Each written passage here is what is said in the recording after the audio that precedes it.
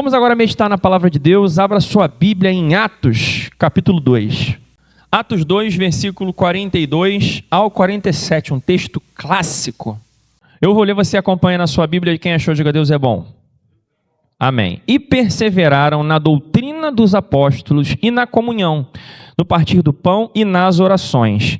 Em cada alma havia temor. E muitos prodígios e sinais eram feitos por meio dos apóstolos. Todos os que criam estavam juntos e tinham tudo em comum. Vendiam as suas propriedades e bens, distribuindo entre todos, à medida que alguém tinha necessidade. Diariamente perseveravam unânimes no templo. Partiam pão de casa em casa e tomavam as suas refeições com alegria e singeleza de coração, louvando a Deus e contando com a simpatia de todo o povo. Enquanto isso, o Senhor lhes acrescentava dia a dia os que iam sendo salvos. Louvado seja o nome do Senhor Jesus. Senhor Deus, eis a tua palavra diante de nós mais uma vez como teu servo. Nessa noite eu te peço, usa a minha vida, abre os ouvidos e o coração dos meus irmãos e que todos sejamos abençoados pelo poder do teu evangelho. O evangelho de Jesus é o poder de Deus para todo aquele que crê. E eu creio, meus irmãos, que eles venham a crer também, que nossa fé seja renovada e que nossa unidade seja tocada nessa noite como comunidade.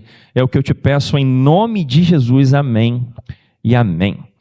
Meus irmãos, essa mensagem nasce de um café dos adolescentes e pré-adolescentes. A Carolzinha pregou uma ótima mensagem, não foi uma aula, foi uma pregação, né? Uma bênção. E pregou uma mensagem expositiva na aula dos adolescentes, uma pequena mensagem, e eu fiquei muito orgulhoso e fui abençoado. E naquele momento nascia uma mensagem no meu coração, ao ver ela falar sobre comunhão e sobre o poder de Deus nas conexões dos pré-adolescentes, enquanto eles crescem juntos. Na verdade, foi um momento muito especial. Eu recomendo a você, que tem filhos adolescentes e pré-adolescentes, que invista em trazê-los para a igreja. Isso tem sido especial para eles e talvez estejam sendo privados se não participam.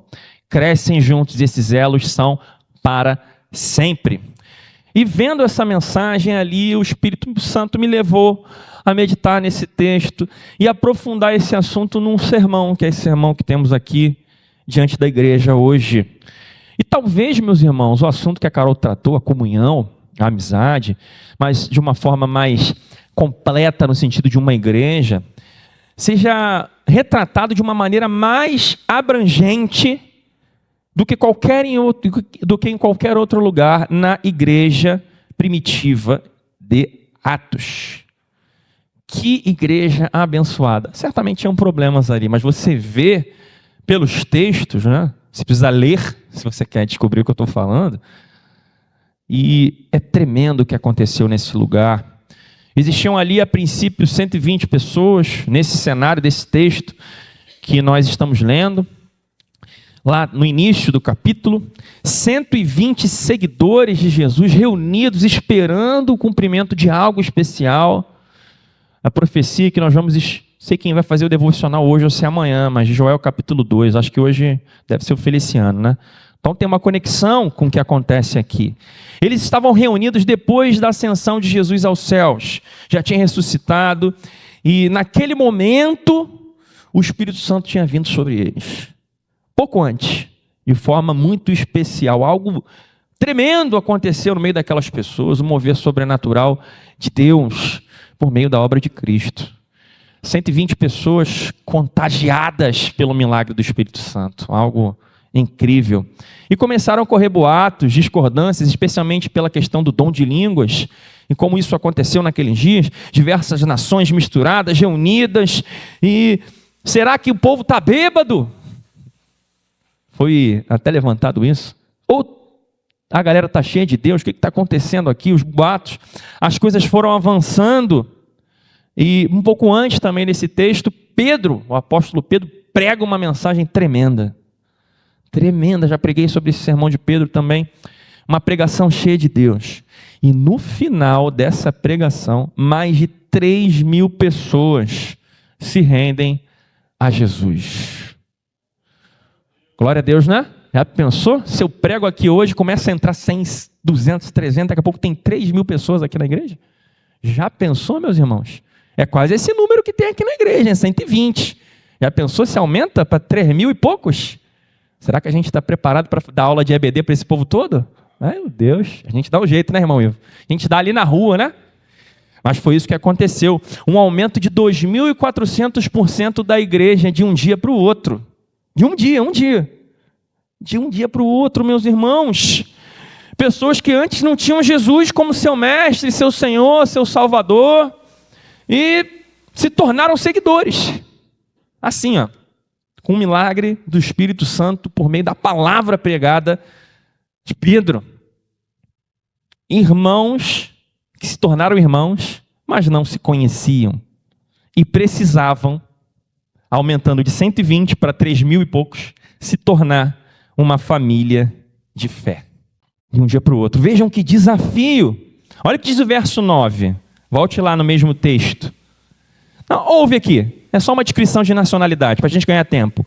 Partos, medos, elemitas, habitantes da Mesopotâmia, Judéia, Capadócia, do Ponto e da província da Ásia, Frígia e Panfilha, Egito e das partes da Líbia próximas a Cirene, visitantes vindos de Roma, tanto de judeus como convertidos ao judaísmo, cretenses e árabes. Era o povão de muitas nacionalidades naquele lugar.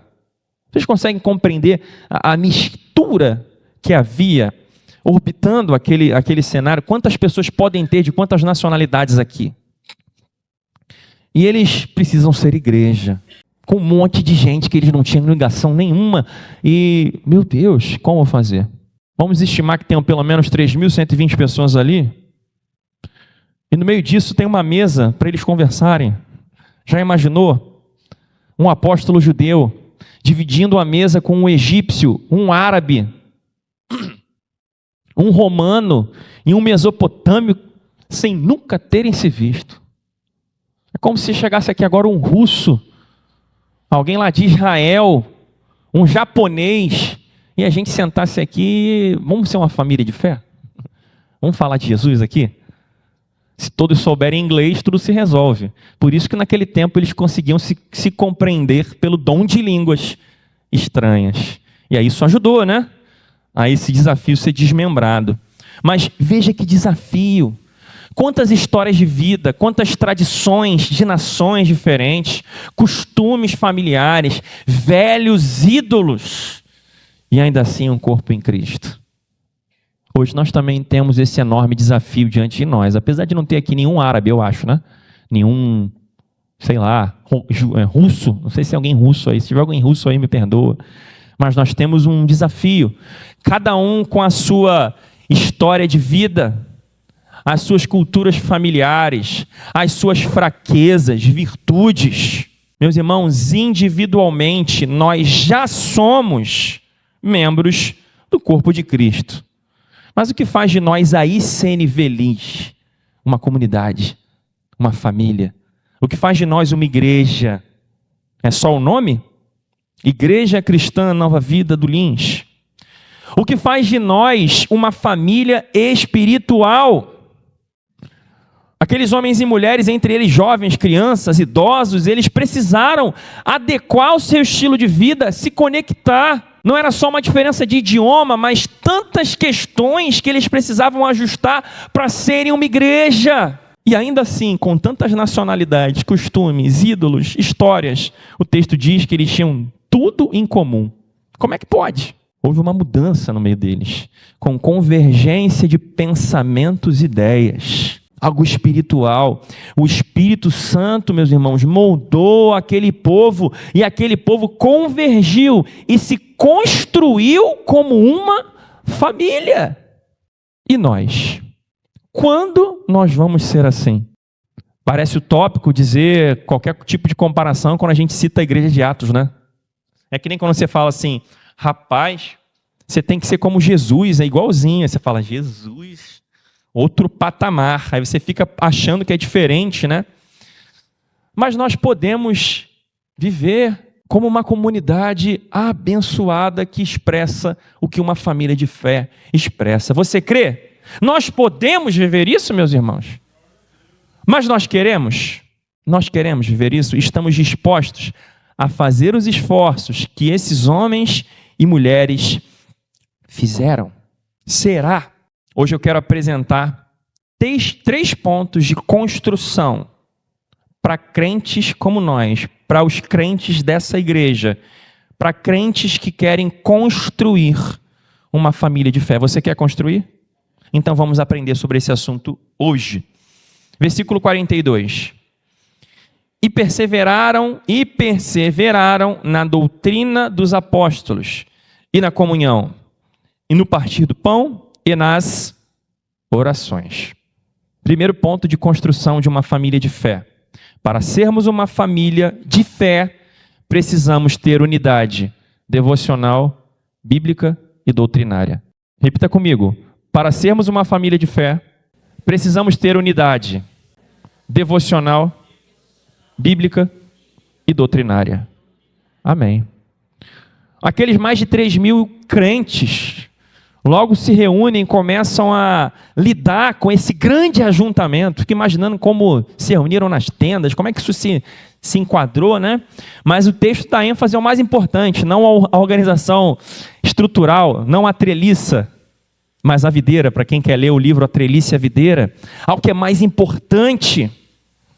Alguns conheceram aqui Jesus de forma ocular, outros escutaram falar, passaram perto, mas essas pessoas que viveram bem pertinho de Jesus representavam apenas 3% daqueles 3.000, aproximadamente 3.120 crentes. Irmãos, 97% das pessoas só tinham um dia de convertido quando tudo começou. Ou seja, num dia aquelas pessoas simplesmente se moviam pelas suas ideias, pelas suas próprias vontades, ídolos, culturas de nações, ou por crenças que não eram cristãs. Mas agora eles seguiam a doutrina que Jesus ensinou aos apóstolos. E o texto usa aqui a palavra perseverança para descrever como eles seguiam. Eles seguiam essa doutrina. E a essência da perseverança, e como essa palavra é utilizada no livro de Atos, ela sempre é utilizada num contexto de dificuldade. A palavra perseverança traduz isso, e na literatura de Atos ainda mais. Perseverar diante de problemas. Para perseverar é necessário ter alguma dificuldade. E foi difícil. Isso quer dizer isso, meus irmãos. Esses homens, essas mulheres, eles não se tornaram uma família de qualidade espiritual com moleza, mas com a virtude de quem não desiste com facilidade. E às vezes nós temos problemas na nossa família de fé. Surge um problema, surge um desentendimento. Nesse dia o pastor me deu uma bronca, eu levei, meu Deus, eu não quero nunca mais olhar para ele. O líder de juventude falou comigo, eu vou embora. Eu não quero mais falar com essa pessoa. Pequenos problemas fazem pessoas desistir da família de fé. Mas se nós quisermos ser uma família de fé, nós precisamos perseverar naquilo que é mais importante, com a doutrina. E muito mais importante ainda, há uma coletividade. Perseveraram. Eles se esforçavam para viver uma comunhão, um mesmo modo de pensar, um esforço de um mesmo modo de pensar.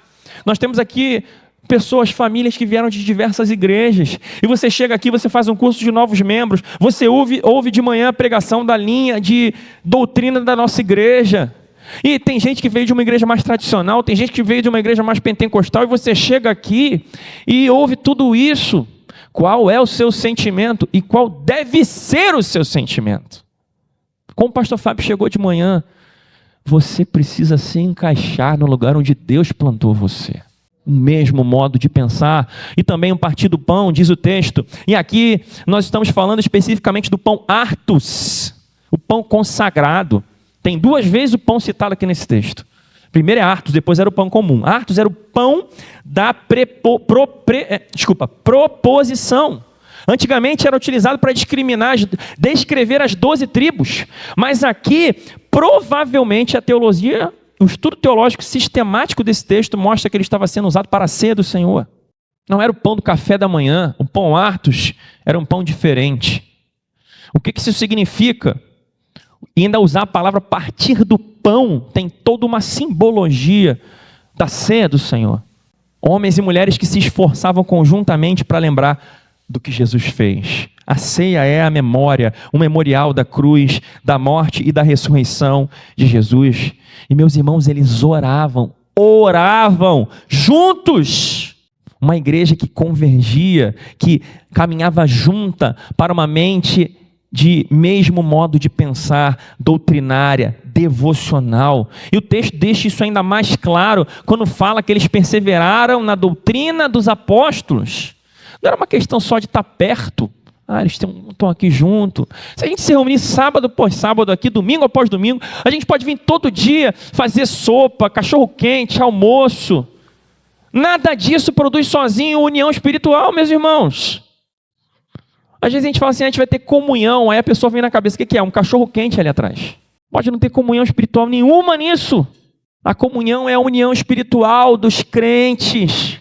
E aqui existia uma sincera preocupação em viver o evangelho de forma coletiva, na doutrina dos apóstolos, no partir do pão, lembrando do que Jesus fez. Isso era a base, e sem base doutrinária, bíblica, comum, nenhuma igreja avança. Você pode ser um teólogo e ter muita base e avançar sozinho, mas você não é, eu sou a igreja. Não, nós somos a igreja. Uma igreja que é uma família de fé forte, precisa acompanhar, compartilhar o mesmo modo de pensar. Isso fazia dessa igreja uma igreja forte, uma boa família de fé. Vivemos uma era do culto à solitude, a fé individualizada, o autossuficiente crente, aquele que se basta, que vive de mensagem de internet. Meus irmãos, esta não é a vontade de Deus, é nós estarmos juntos na mesma doutrina. E se você foi plantado nesse lugar, se esforce para participar do que é ensinado aqui. Você está aqui, então viva a doutrina de Cristo que é ensinada nesse lugar em nome de Jesus. A base da nossa comunhão é o alicerce, é a rocha firme. Que não sejamos imprudentes como o homem que construiu a sua casa sobre areia. Essa é a nossa rocha, é a nossa solidez, é a palavra de Deus. Não do jeito que eu quero que ela seja, mas como ela é, como nós ensinamos aqui. Isso precisa contagiar os pequenos grupos, as pequenas amizades, as reuniões nas casas, o grupo jovem, os adolescentes, a EBI, o grupo de obreiros, a liderança. Nós precisamos ter o mesmo modo de pensar, devocional, bíblico e doutrinário. Se nós não tivermos base compartilhada, comum, se cada um pensa a respeito de uma coisa e vende isso, se nós traímos a própria teologia que nós ensinamos, não seremos nunca uma família de fé. Se nós valorizamos isso, eu pergunto, por que só 20, 25, 30% da igreja estão na EBD de manhã? Será que é por causa de meia hora mais de sono? Qual valor você dá na sua rotina para atos práticos que te façam saber mais a respeito da palavra de Deus? A gente faz o devocional, né, diário, um esforço danado que a gente tem feito às vezes para fazer. Eu cheguei ontem em casa moído e fiz o devocional meia-noite. Eu não sei nem se as pessoas às vezes ouvem isso. Eu sei que alguns ouvem, mas será que a igreja... Porque nós somos alguns, nós somos a igreja. Você entende o que eu estou querendo dizer? Porque será que muitos estão com a Bíblia empoeirada em casa? Mas agora eu tenho o celular. Mas será que você acessa no celular? Eu sei que tem gente que acessa no celular e acessa mesmo, mas eu me preocupo em quão interessados nós estamos, e eu me coloco nisso, em ter comunhão bíblica, doutrinária. Às vezes eu chego e converso com alguns irmãos que a gente parece que não está nem na mesma igreja, de tão diferente que a gente vive a doutrina. Meus irmãos, nós precisamos ter unidade teológica. Meus irmãos, talvez o problema disso esteja em como nós encaramos a seriedade do aprofundamento e do estudo. O bispo falava ontem no encontro de homens que existiram já diversos movimentos na história da igreja, onde pessoas falavam, olha, estudar demais vai te esfriar. E é assim, dessa forma que temos visto crentes bobos no evangelho. Bobos, porque não conhecem verdadeiramente Jesus. Eu quero perguntar a você, meus irmãos, por que tão poucas pessoas na nossa igreja, se o seminário é tão barato, por que tão poucas pessoas não têm o mínimo interesse? E por que 99% das pessoas na nossa igreja que fazem o seminário da Nova Vida são mulheres? Será que os homens daqui ou são bons demais ou não precisam estudar teologia? Por que isso acontece na nossa igreja? Irmãos, uma família de fé sem Bíblia não é uma família de fé, é só uma família, como a que você tem em casa e talvez grande parte da sua família nem conheça o Evangelho. Alguns sim, outros não. O que faz uma família de fé é a fé neste Evangelho em Cristo. Às vezes a gente prepara uma palavra, né? Vem e às vezes dura uma semana, a gente sofre para preparar uma palavra. Muitas vezes a gente percebe que tem pessoas que estão desconectadas. Eu já passei aqui para ir beber água, e quando eu volto, vejo que tem gente que está no Instagram durante o culto. Isso demonstra uma falta de conexão com o que é mais importante nesse culto, que é a palavra de Deus. Você entende o que eu estou falando? Tem gente que torce para acabar o culto, para jantar. Você está com fome, né? Eu entendo até, mas sempre está com fome. Então vamos comer um pão ali atrás antes do culto, em nome de Jesus. Rapidão, um pãozinho assim, um polenguinho, não sei, um todinho. Tem sempre irmãos que saem 300 vezes do culto para ir no banheiro durante a palavra. No louvor sai só na palavra. Tem alguma coisa estranha nisso? Tem algo estranho, não é comum. Será que a crise de incontinência dá só na palavra? É uma loucura, naquela hora ali dá um negócio. No louvor não. Na resenha ali atrás antes do culto não. Dá na hora da palavra. Onde está o valor da comunhão doutrinária, bíblica e devocional? O que nós estamos fazendo, meus irmãos? Porque nós precisamos mudar. E para que a igreja tenha comunhão bíblica coletiva, você precisa individualmente mudar. Eu preciso me envolver mais com as coisas da palavra de Deus. Se eu fizer isso individualmente, a igreja é abençoada coletivamente. Como é que nós vamos ser uma igreja bíblica, teológica e de mesmo modo de pensar, se eu individualmente, se você individualmente, nós não nos envolvemos com isso? Nós somos a igreja. E é sua responsabilidade ter comunhão de modo de pensar igual com teu irmão a respeito das coisas da palavra. É minha responsabilidade, não é só do pastor Fábio, que está trabalhando agora, ele que se vire para a gente pensar todo mundo igual. Não, é nossa, é sua, é minha. E a nossa vida devocional, certamente se refletirá na construção de uma família de fé sólida, que pisa e não cai com qualquer vento de doutrina. Isso nos fará passar por dificuldades de relacionamento com mais solidez. Não vai ser qualquer doutrina que vai entrar no nosso meio que vai nos abalar. Se nós tivermos a solidez na rocha firme, vão soprar os ventos, as tempestades, relações às vezes vão se arranhar, mas a gente recupera porque a nossa base é forte, forte no Evangelho. Você entende o que eu estou falando? Versículo 43. Em cada alma havia temor, e muitos prodígios e sinais eram feitos por meio dos apóstolos. Segundo ponto de construção de uma família de fé. Para sermos uma família cheia do poder de Deus, precisamos antes de temor. Diga comigo, para sermos uma família cheia do poder de Deus, precisamos antes de temor. O temor ao Senhor. Um conceito em franca decadência na igreja pós-moderna, né? Uma era de relativismo, de absolutos pessoais. Irmãos, tem muitas pessoas que querem ver os prodígios e sinais mencionados nesse texto, mas não têm o temor que há nesse texto também. Diferente da nossa família de sangue, a união da família de fé é pelo Espírito. Você entende isso? Senão a gente não tem união nenhuma. Eu nasci de uma família, você de outra. Como é que eu sou tua família se não é pelo Espírito? Somos filhos adotados por Deus em Cristo Jesus. Pelo Espírito. Se não tem o Espírito, eu não sou sua família. Então nós temos que ser espirituais. E eu vou perguntar para você, quantos querem ver o poder de Deus aqui na igreja? Somos pentecostais, irmãos. Nós cremos na continuidade, na ação do Espírito, com a operação de dons e no poder de Deus no meio da igreja. Nós cremos nisso, mas nós também somos reformados. Nós somos pentecostais reformados. Esse texto ilustra o pentecostalismo reformado, o poder de Deus, mas em cada alma havia temor. Muitas pessoas só querem ver uma parte desse versículo. Querem o poder de Deus, mas não querem o temor. Nós, como reformados, vivemos o que Deus quer para nós, cheios de temor.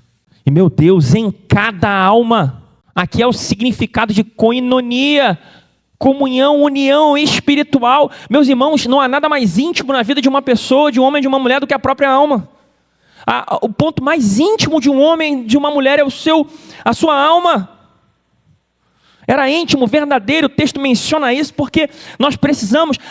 As pessoas que receberam essa carta, esse texto originalmente, na verdade um homem que recebeu, Atos, Teófilo, ele precisava compreender que isso era almático, era de alma, era profundo. E havia comunhão na reverência, em cada alma. Ele não está dizendo, olha, na minha alma tem comunhão, na minha alma há temor. Ele está dizendo que em cada alma havia temor. Era uma comunhão de reverência. Comunhão na palavra e na doutrina. E agora, comunhão na reverência. Eles tinham muita reverência coletiva. Que coisa intrigante, meus irmãos. O temor do cristão, ao contrário do que se pensa, não é apenas você ficar lendo a Bíblia baixinho, em pé no culto. Isso é importante, a gente fala, levanta para ler a palavra de Deus em reverência. É uma forma de reverência. Ou ter uma expressão austera, né? Sério. Chega, irmão, Pai do Senhor Jesus, sou sério. Já sou Eli, eu sou sério. Tá bom? Dá licença. Não é só isso. Tem pessoas que têm a severidade no semblante, mas por dentro, como o pastor Fábio falou de manhã, tem gente que expressa a religiosidade, mas bate na mulher. Não é isso, a reverência, essas coisas que são até básicas, mas temor a Deus é um fundamento, é uma base de enxergar a própria vida como um templo do Espírito que precisa honrar a Deus. Tudo que você faz, dentro e fora da igreja, precisa ser carregado de temor e reverência. Não estou dizendo aqui que a gente tem que temer o juízo de Deus. Eu vou sair de casa de manhã, será que eu vou ser fulminado? Meu Deus, eu vou pensar uma besteira aqui no trânsito, quando alguém me fechar, eu vou morrer. Não, meu Deus, eu vou ser fulminado. Não é isso que eu estou querendo dizer. Porque o evangelho de Jesus é leve. Ele diz que o jugo dele é suave, o fardo é leve. Não é isso que eu estou querendo dizer, mas que o nosso coração precisa estremecer, a nossa alma. Em cada alma havia temor em Atos, para reconhecer que estamos diante de um Deus que criou todas as coisas. Se chegar aqui um general agora com 3 sargentos do lado dele e alguém de fuzil falar, vim aqui dizer para você que a gente vai proteger a frente da igreja, ele chegar empoderado porque está tendo muito crime aqui e disseram que ia ter um problema aqui na região, a gente veio proteger a igreja. Caramba, o general, a gente vai ter uma forma de lidar com ele, né? Se chegar aqui o prefeito, a gente tem, como eu já falei um tempo atrás sobre adoração, uma forma de receber cada pessoa.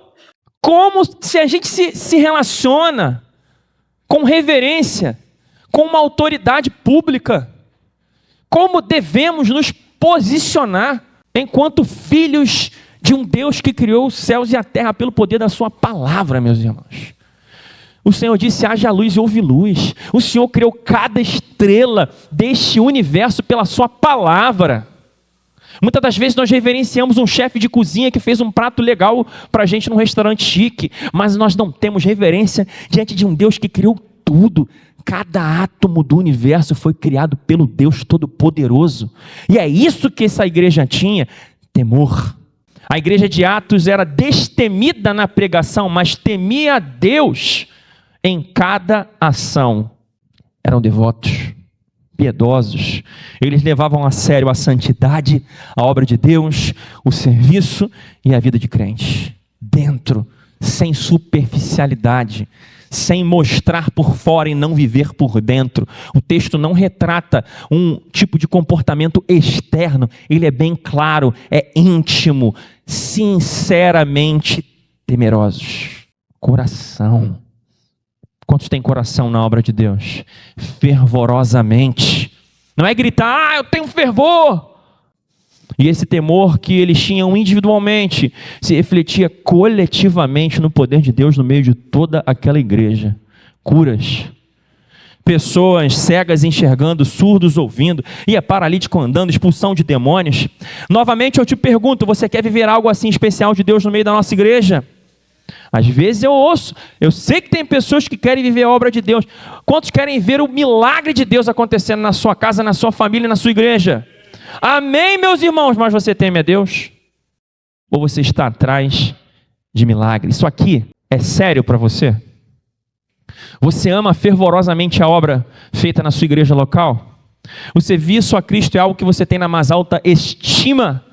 A sua relação com Cristo, a sua vida, ela tem alguma preocupação com piedade, com santidade? Isso é importante para você de alguma maneira? Isso é reverência dentro, e não só aqui, mas lá fora também? Ou você quer só chegar aqui e ver o fogo descer, conversões, curas, cheio do Espírito Santo, como se tudo fosse mágica, que nem nos filmes de Hollywood? Sem temor, mas eu quero ver um show. Então clique na seção de ficção científica do seu streaming em casa e procure milagres tecnológicos na internet. Será mais fácil, mas aqui nós precisamos ter temor a Deus. Gente arrependida de pecados, crentes que estão cheios de amor por Jesus, não crentes que só estão com medo de não ir para o inferno. Óbvio, eu não quero ir para o inferno, mas muitas pessoas estão vivendo a obra de Deus só porque não querem ir para o inferno, não querem ser punidas. Mas nós precisamos amar a Deus sobre todas as coisas e amar a Jesus que se deu por amor a nós na cruz do Calvário. Eu sou crente, mas eu não amo a Jesus, só não quero ir para o inferno. Alguma coisa está errada. Crentes que formam uma família de fé cheia do poder de Deus se afeta até além dos ossos, sente na alma, como diz o texto. Alguns exemplos para você de crentes que têm temor. Crentes com temor têm cuidado com o que falam, em casa, na igreja, mas até nas redes sociais, porque se preocupam com o testemunho, temem o que vão pensar, porque sabem que um crente precisa falar de forma e agir de forma diferente. Eu já falei, eu repito mais uma vez, quem tem temor a Deus leva a sério a palavra e considera inclusive perder meia horinha de sono de manhã a mais do que você teria para estar na EBD dominical. Quem teme a Deus chega no horário no culto, se ajoelha, vai orar, sabe que é importante chegar aqui cedo, não chega no meio do culto, e a minha rotina é chegar aqui 6:30. Nunca um homem com temor a Deus ficará pelo corredor das igrejas fazendo piadinhas de cunho sexual. Ele sabe que a sua boca é santa e ele é templo do Espírito Santo. Quem tem temor a Deus na alma, leva a obra de Deus a sério, e logo que vê a sobrecarga nos irmãos, ele teme e se alista para trabalhar, porque ele reconhece que essa área é grande e os trabalhadores são poucos. Quem teme a Deus, teme dentro da igreja, mas lá fora também, porque entende o impacto do escândalo de envergonhar o nome do Senhor quando passa a perna em alguém. Não agimos assim porque temos temor a Deus. Eu poderia ficar a noite inteira aqui falando, porque o temor se estende a tudo que você faz dentro e fora da igreja. Você compreende isso? Isso garante milagre no meio de nós? Não. Não, porque o milagre ele acontece na proporção do que o Espírito Santo deseja fazer. Ele opera o poder e os milagres segundo a sua vontade. Mas o contrário, eu posso dizer, certamente, uma igreja suja, descompromissada, despreocupada com o seu testemunho, cheia de maldade e intrigas, não verá o poder de Deus. Mas eu creio outra coisa também, meus irmãos. E o Evangelho é o poder de Deus para aquele que crê. Eu creio. Irmão, se nós formos devotos aqui dentro, aqui ó, não é dentro da igreja, da parede da igreja não, mas aqui ó, aqui dentro, no coração, que milagres vão acontecer no meio de nós. Eu creio no poder de Deus, porque irmãos, Cristo deseja usar a sua igreja, Ele deseja se manifestar no meio da sua igreja, Ele deseja se manifestar na tua vida, na tua família, na tua casa, com os teus filhos, com os teus pais, com os teus netos. E por isso que ele deixou o Espírito Santo como consolador.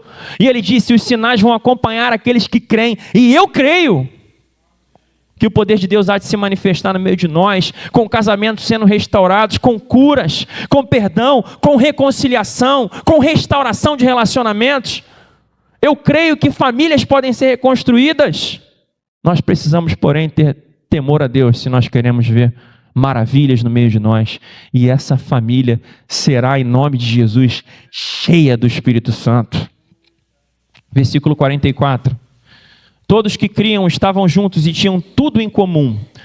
Vendiam as suas propriedades e bens, distribuindo entre todos, à medida que alguém tinha necessidade. Diariamente perseveravam unânimes no templo. Partiam pão de casa em casa e tomavam as suas refeições com alegria e singeleza de coração. Para sermos, terceiro ponto de construção de uma família, para sermos uma família espiritual, precisamos ter unidade de fé em Cristo. Diga, para sermos uma família espiritual,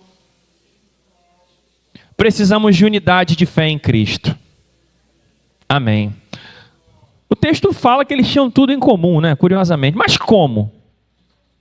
Quase 3.200 pessoas, tudo em comum. Será que todo mundo bebia café sem açúcar? Todo mundo não? Assim, será que era? Será que todo mundo bebia com açúcar? Será que todo mundo botava o feijão por cima do arroz por cima do feijão? Será que todo mundo usava, eu falei isso até nos adolescentes, será que a galera usava todo mundo roupa vermelha? Ou preta, ou azul? Era igualzinho, igualzinho. Todo mundo tinha 1,85 de altura, os homens, as mulheres 1,67. Todo mundo era igual, igual. Todo mundo era flamenguista. Não tinha um tricolor para contar a história. Será, meus irmãos? Será que era isso? Era isso que o texto quer dizer? Não. Tudo em comum.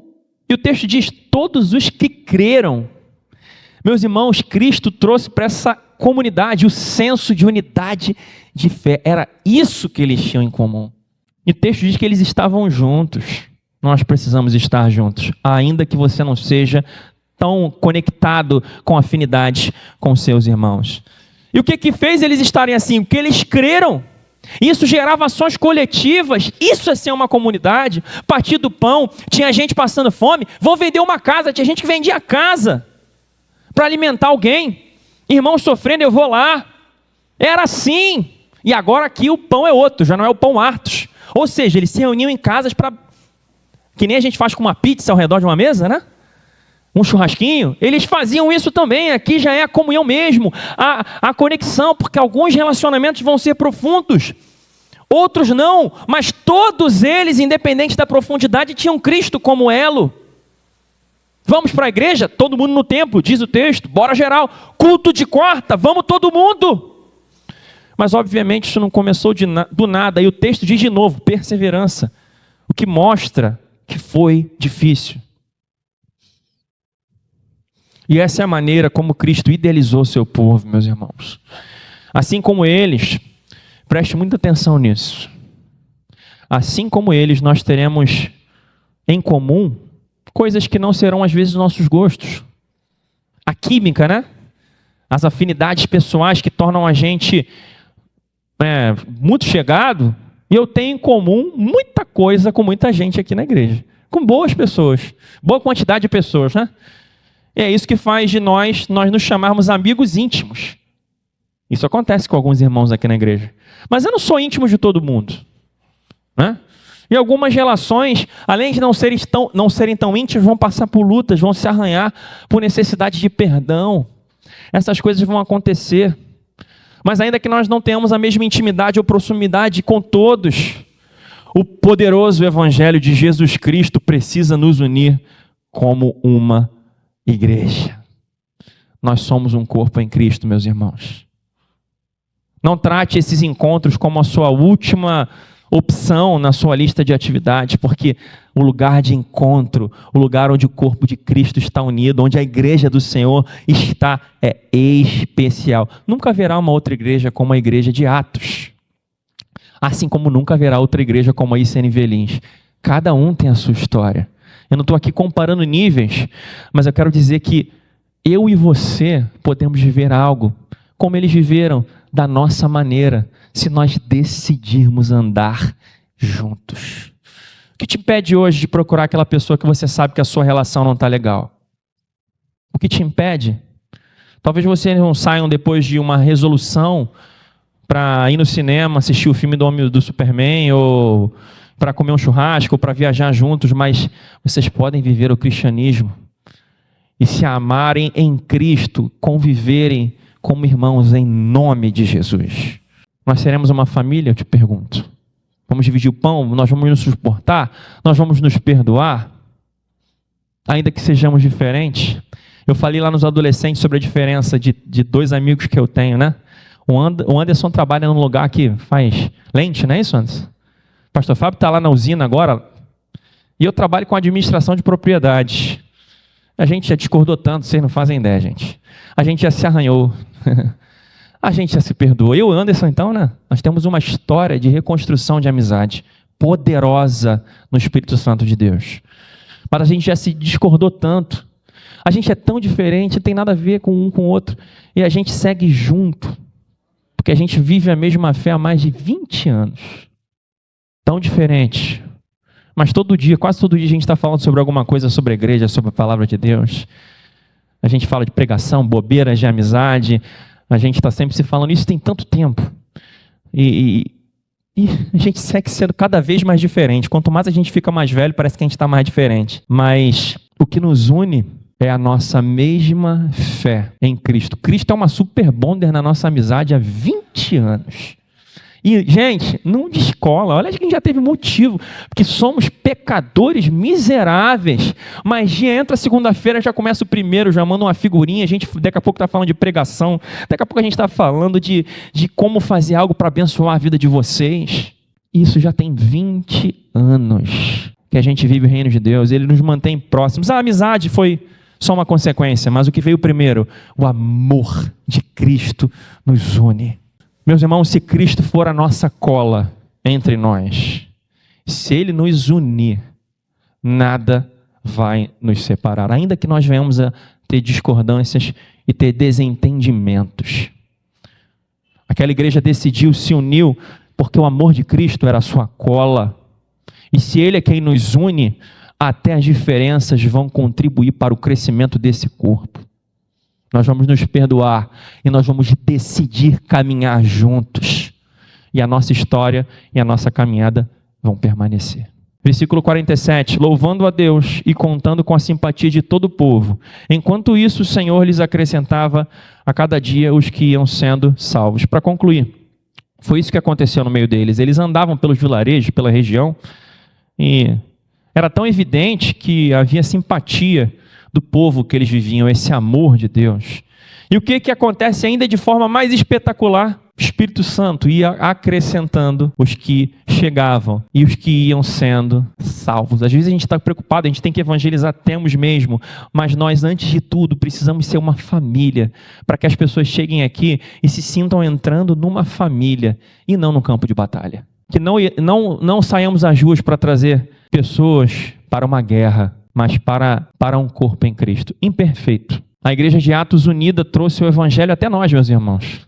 Se não tivesse começado lá, não chegava aqui, eu posso afirmar isso para vocês. Nós fomos o campo missionário para 2000 anos depois da igreja de Atos.